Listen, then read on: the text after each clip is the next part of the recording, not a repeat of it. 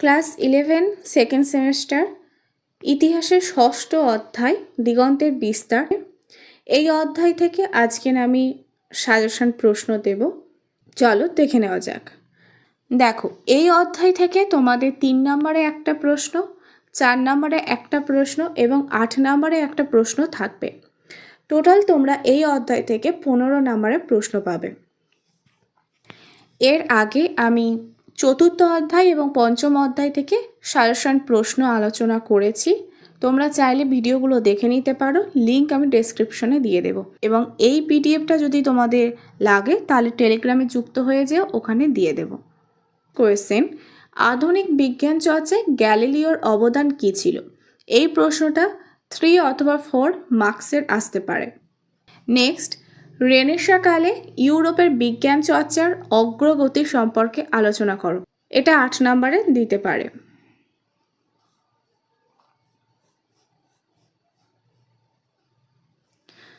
Next, অপরসায়ন বলতে কি বোঝো? অপরসায়নের উদ্ভব ও বিকাশ সম্পর্কে লেখো। 4+4 টোটাল 8 নম্বরে পেতে পারো। নেক্সট, ইউরোপে আধুনিক মুদ্রণ যন্ত্রের প্রভাব আলোচনা করো। এটা তোমরা 3 অথবা 4 কিংবা 8-এ দিতে পারে। অনেক সময় হতে পারে 4 নম্বরের প্রশ্ন 3 নম্বরে দিল, তখন তোমাদের প্রশ্নের উত্তরটাও সেভাবেই দিতে হবে। কিংবা কোনো প্রশ্ন 4+4-এ দিতে পারে। তবে এই প্রশ্ন তোমরা 8 নম্বরের মতোই করে রেখো। 8 নম্বরের মতো করে রাখলে তোমরা 8-এ দিলেও লিখতে পারবে এবং 4 নম্বরে দিলে পয়েন্ট কমিয়েও তোমরা লিখতে পারবে। নেক্সট, ভৌগোলিক আবিষ্কারের ফলাফল লেখো। নেক্সট, ডাকিনী বিদ্যা বা ডাইনি বিদ্যা দুটো একই বলতে কি বোঝো?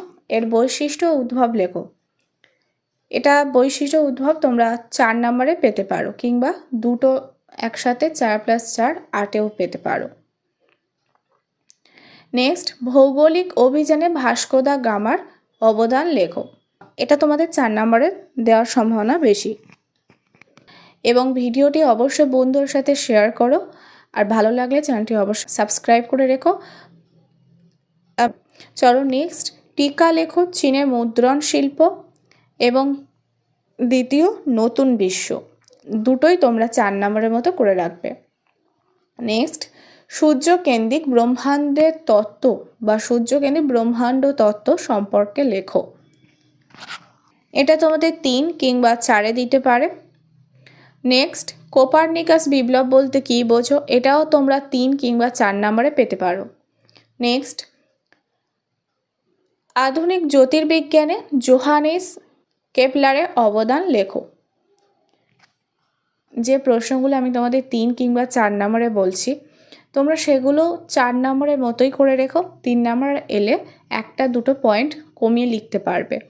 ঠিক আছে, তোমরা সেগুলো 4 নম্বরে করে রেখো। পঞ্চদশ থেকে 16 শতকে ইউরোপে কৃষিক্ষেত্রে প্রযুক্তির ব্যবহার কিভাবে হয়েছিল?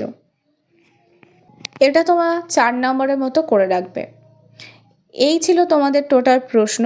তোমরা এগুলো প্র্যাকটিস করতে থাকো। কিছুদিন পর আমি 3টে লেসন, অর্থাৎ চতুর্থ, পঞ্চম এবং ষষ্ঠ লেসনের ওপর তোমাদের টোটাল একটা সাজেশন প্রশ্ন বানিয়ে দেব। নেক্সট ভিডিওতে তোমাদের সাথে কথা হবে। আজ এই পর্যন্ত।